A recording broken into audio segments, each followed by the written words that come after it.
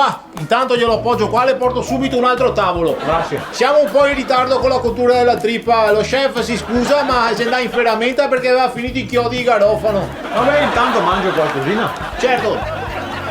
Mangio qualcosina, Svidio, ma non te vergogni, mica te mi fai vergognare, casa al bevi un caffè de corsa qua che a fare fuori e a flora e fauna dei colli ugani, guarda che è tutto smertante, mo! Ine, dopo la notte che abbiamo passato, Ben, quello sì. quanti anni sei che non capitava tutta la notte?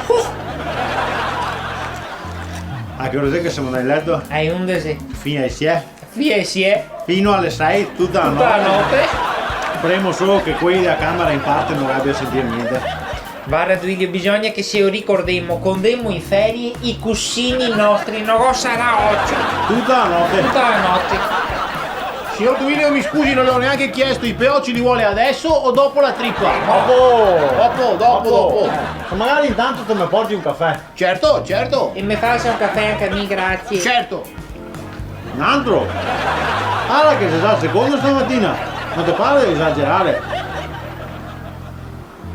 Copatte!